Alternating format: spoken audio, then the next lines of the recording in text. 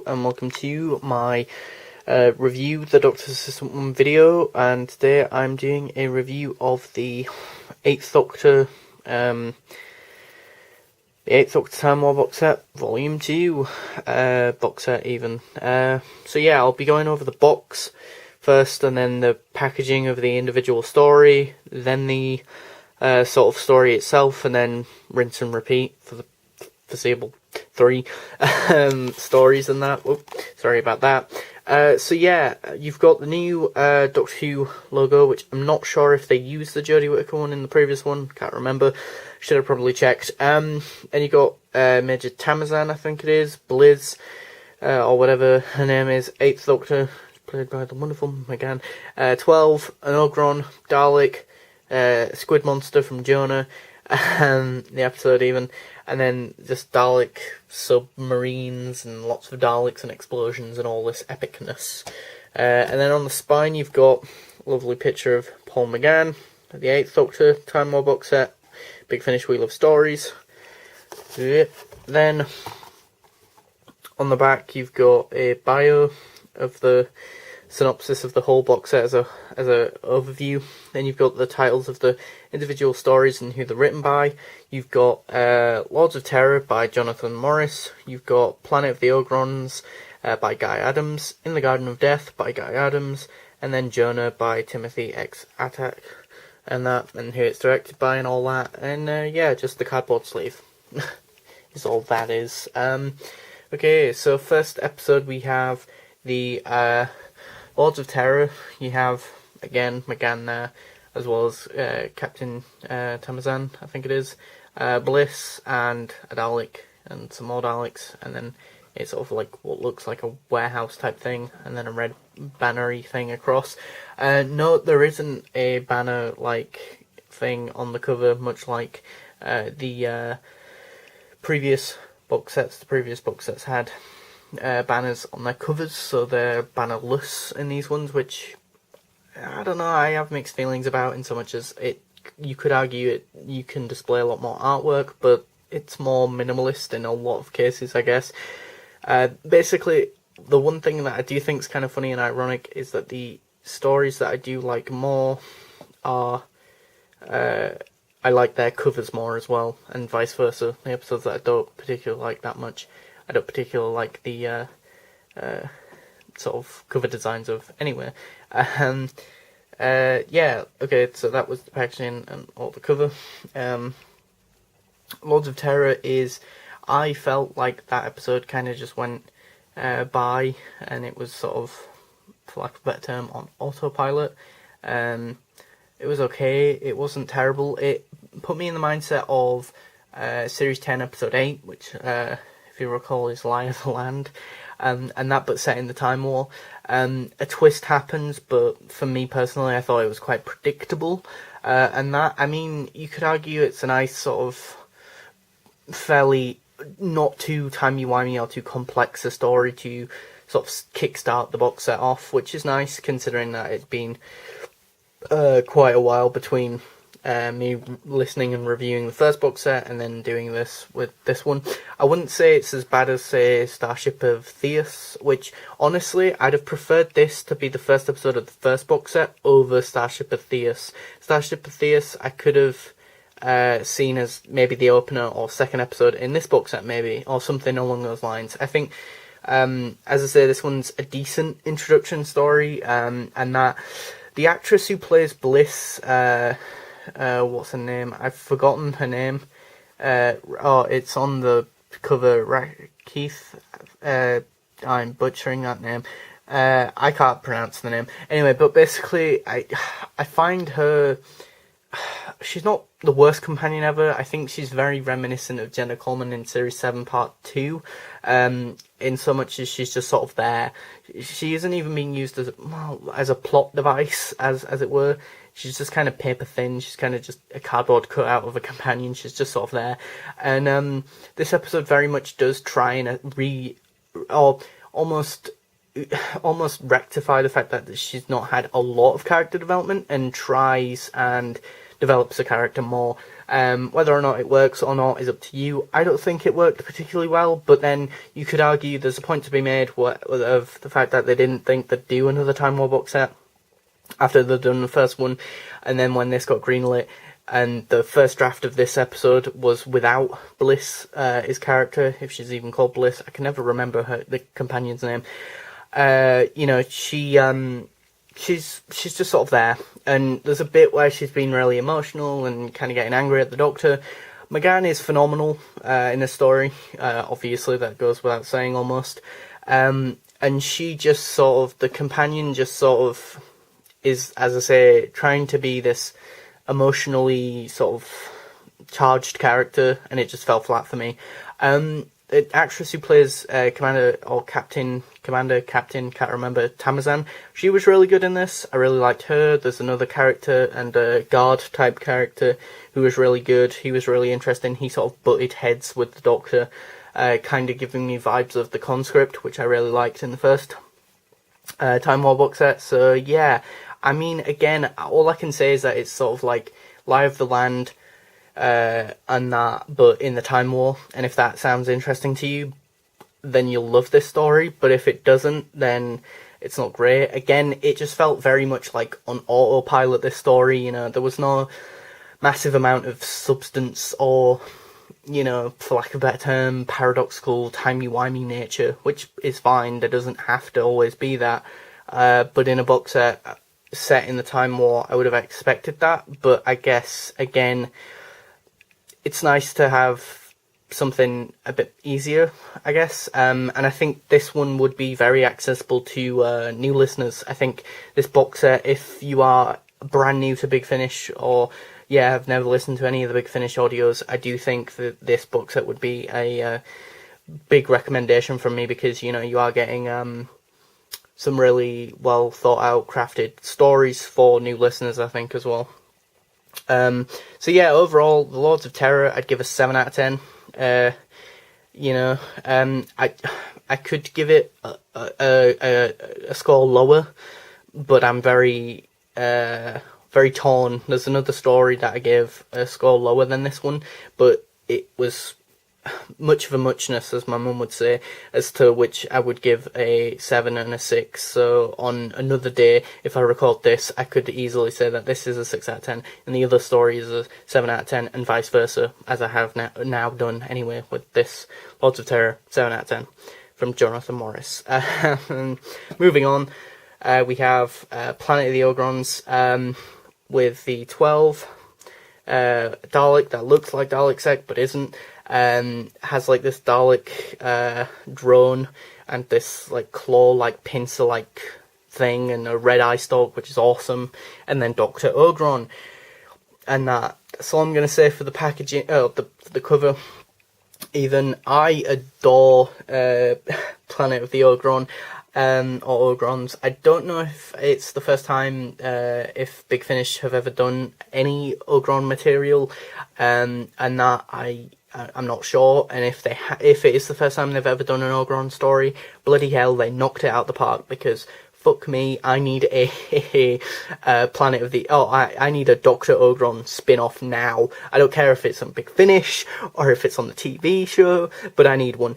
I think it's really interesting to hear not Jonathan Morris, Guy Adams say that he actively wanted to do more of a sort of light-hearted, more funny, haha, comedic, even some normal people might say, sort of story set in the Time War, because it's so unique and so different, and it almost makes me think of like what I've heard many a time Pertwee Smith 11 and Jerkin Reviews and other more hardcore Doctor Who fans of Big Finish say about the early stuff of Big Finish, and that this story is very much evocative of those, almost very experimental, and I mean, it gives me vibes. The only other story it kind of gives me vibes of is Unregenerated in the month range with Sylvester McCoy's Doctor, but that's because in that story he's talking quite simply, and that's very not too dissimilar to the way Dr. Ogron speaks and that. And it's interesting because I know my friend Michael mentioned about Planet of the Ogrons and said that it was a great story.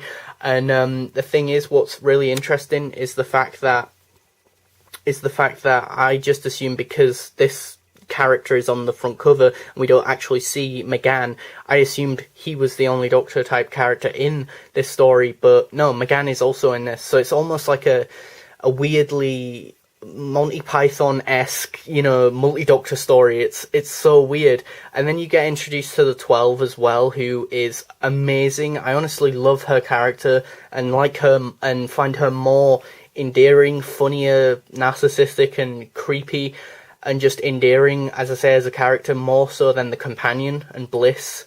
And that, which is probably not a good thing for Bliss, but definitely high praise for the 12, who is a character who is the next incarnation of obviously the 11, who has been in Doom Coalition, I want to say, as well as Ravenous, so he's had quite extensive character development. If I was to nitpick and say one criticism of this story that I can think of off the top of my head, it's that I think it's quite odd how 12 just sort of randomly happens to be there. However, you could counterpoint that by saying, oh, well, that's life. That just happens in life as well, but you could argue it's lazy writing, I don't know. But again, you could argue otherwise it'd slow down the story maybe as well if she was introduced later in Planet of the Ogrons. I mean, she could have easily been maybe potentially sort of introduced and teased maybe a little bit in Lords of Terror, as there is I think Cardinal Illustra, spoiler alert, might be in the end of this one. I'm not sure, I can't remember, because obviously I've listened to them surprisingly enough in chronological order, so that was the last one or the first one I listened to, so the one furthest away from memory. And then you've got the Overseer, who is just phenomenal. I don't want to give too much away about Planet of the Ogrons, because it's just so much fun. I think it's interesting, it's unique, it's different.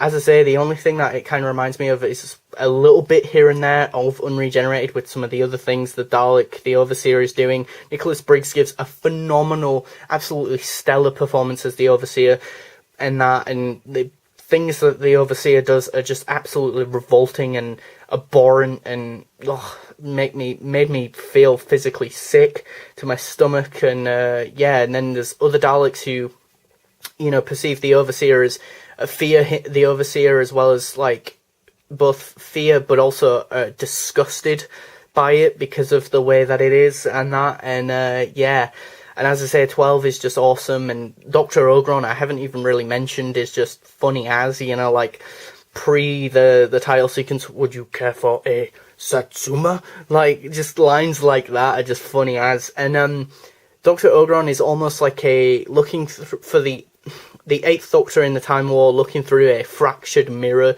of his previous, almost not his previous self, but his previous, 8th Doctor pre-Time War, basically, a lot simpler, a lot more jovial, happier, nicer, kinder, and that. And all these sort of simpler speech patterns are evocative of a happier, nicer time for the Doctor, maybe, and just the little jabs. And it's very fan servicey and has lots of Easter eggs and lots of it's fan service, it's fan wank, it's very self-referential to old Doctor Who stories, with the Ogrons, Day of the Daleks, and Frontier in Space, and that. And it's nice to finally not just have another reference like Lords of Terror to Genesis. My God, I'm sick of hearing about that story now. But it was nice to hear about stories before Genesis, because there were Dalek stories before Genesis, and this one is, as I say, aware of that, and it just has fun, and it's really awesome to see a fun, light-hearted story in the context of one of the darkest times for our protagonist and our main character, the Doctor. And I think in some respects it makes it even more darker and warped, and there's a sort of what's the word now? Melancholy to it, like people use humour to deflect from the pain almost, and that's what this story is, Planet of the Ogrons, I think. And for that, I have to give it a 10 out of 10. It's absolutely mental. I would, I love this story so much that after listening to it, I really did want to just listen to it again, and I probably will at some point. Excluding all the rest of these stories, I will probably just listen to this one on its own. And that's, and again, McGann, as well as the guy who plays Dr. Ogron, are both phenomenal, and I loved it. So yeah, moving on to the next one, In the Garden of Death by Guy Adams. You've got Bliss there in this sort of transmat beam thing, you've got 12 there, you've got 8 there, looking a bit more scuffed up and that, and you've got this sort of green gardening motif. Yeah, I mean, this episode was always going to be, like, it had a tough act to follow with the previous story, as I say, Planet of the Ogrons. In the Garden of Death, it's okay. It's very much Asylum of the Daleks, but in Big Finish, which, read that however you want. I mean, if I was to give Asylum of the Daleks a rating, I'd give that like a 4 out of 10. I'm not a massive fan of Asylum of the Daleks. However, here you do have quite a bit of a bonus, because you've got one of my top 3 favourite Doctors with Paul McGann, as well as 12, who we see much more depth of and variety, and she's got this neural blocker, and she's trying to remember things, and she's very doolally and that, and yeah, I mean, again, it does remind me of Asylum of the Daleks in so much as there are Daleks in this story, but they're not really involved in the forefront. They are a far away presence, but are nearby. They're in orbit, basically, of this prison planet. The Eighth Doctor, has lost his memory again for the umpteenth time, which, God's sake, is a pretty common cliche with the Eighth Doctor now, and is annoying. Bliss is just, again, there. The story is it feels almost like a companion chronicle, or smaller, sort of month-range story, or just generally it feels definitely smaller in scope, in so much as the cast. There's only really the 3 people here, Nicholas Briggs as the Daleks, and then the one other prisoner person, and that's about it. Basically, the Doctor is morally asking, oh, well, I must have been the worst person ever to be put in this prison, because, I don't remember who I am. But I think this story, we already know how he's going to get out, and that, so you lose a lot of tension there. And I don't know, it's just not as greatly executed as it could be. I get the sentiment, I get the idea, but again, the execution is poor. The Daleks are okay and are good, and that are as good as they can be, and they do try and carry the story, I guess. And there is this sort of like Dalek leadery person who does sound a little bit different, but excuse me, but after the likes of the Overseer, it's a massive step down even for the Daleks and that. So yeah, even the Daleks couldn't save In the Garden of Death. Of Death for me, unfortunately, which is a shame. So I give In the Garden of Death a 6 out of 10. Maybe next time, I guess. Moving on to the last episode of the 8th Doctor Time War box set, Volume 2, we have Jonah, we have Captain Tamazan, Bliss, 12, and then the 8th Doctor, looking like a badass. Then you have some of the Dalek submarines, as well as some more Daleks on the side. And yeah, this one is very much reminds me and puts me in the mindset of Series 7 episode, again. A lot of Series 7 comparisons, weird, considering that's not a highly regarded series for the show, but Cold War, but with the Daleks, brilliant idea, love it. The idea that,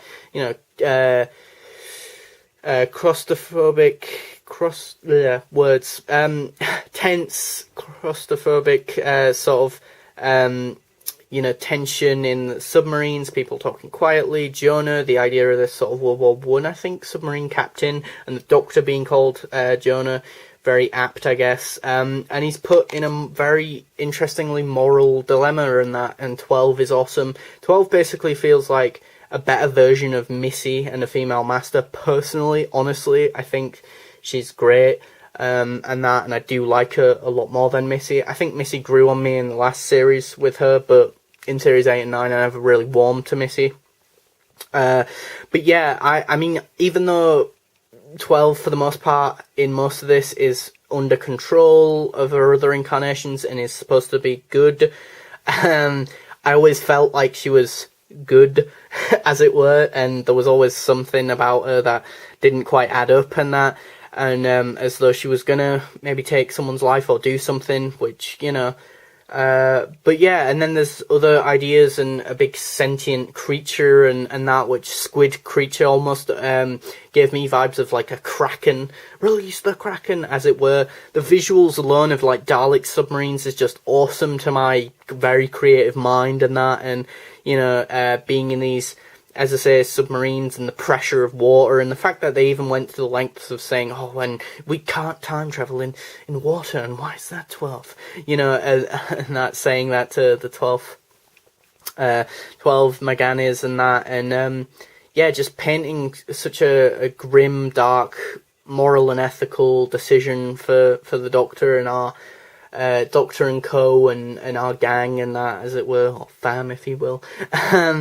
But yeah, it was great. It was very interesting, very sort of high stakes. It definitely felt more like a series finale than that of, say, God forbid, I mentioned this episode, but Battle of Ranskorav Kolos, you know, and the Daleks felt really threatening. There was cool bits with Cardinal Elistra and that, I think it was. She's in the box set a little bit here and there throughout some of the stories. I think maybe Jacqueline Pierce was busy with other things, maybe as an actress, other work, or maybe they just didn't want her in it too much, because she is in quite a bit more of the first box set as well as the War Doctor box set. So, you know, it's nice that she's only in occasionally. She's in this one quite a bit more. And yeah, there's sort of bombs implanted in one person and then implanted in a ship and that, and as a contingency plan if McGann's 8th Doctor couldn't, you know, kill 12 and that, you know. And you know, there's the grey area, almost feeling like a James Bond spy espionage story, you know, war story almost, with like the double crossing and that of people. It felt very much like the Gallifrey series episode from Gallifrey Time War box set volume 2 sort of stories almost, but with the Doctor. So, you know, depending on what you want from a story, that's better or worse depending on your personal mood and what you want from a story. So yeah, I ended up giving Jonah a 9 out of 10 because I really did like it. I mean, it just, again, I was very torn between giving it an 8 or a 9, and I could go either way, but it's still definitely better than, obviously, In the Garden of Death and Lords of Terror, but it's just a bit below Planet of the Ogrons for me. However, claustrophobic sort of tension and the setting and the atmosphere and the different characters and that, and it feels like we've built up to Jonah, really, you know, and that. And the Doctor being called Jonah is pretty cool to me, and the fact that the Doctor's pushed to the limit, really, you know, there is a moral, you know, sort of thing that he has to sort of hoop that he has to either jump through and see what happens, and or decision which he has to choose which hoop to jump through, basically, and that. And yeah, it's interesting. It pushes the Doctor, and especially the 8th Doctor, in a new, interesting territory, and I love a lot of these stories for that, really. So yeah, overall, that's probably a good wrap up to say that I gave the box set a 32 out of 40. So I think, don't quote me on this, but I might have given this and the Gallifrey Time War box set volume 2 the same rating, which is ironic. So yeah. Thanks for watching, comment, rate, and subscribe.